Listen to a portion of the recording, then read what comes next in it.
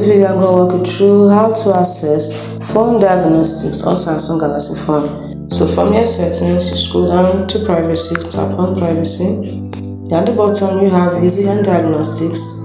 Tap on usage and diagnostics, and simply you can see what this does is to help improve your Android device experience by automatically sending diagnostic device and app using data to Google. This will help battery life, system and app stability, and other improvements. Some aggregate data will also help Google apps and partners such as Android developers. If additional web and app activity settings turned on, this data will be saved to your Google account. What is usage and diagnostics actually? It's a general information about your device and how you use it, such as your battery level, system and app activity, and the errors.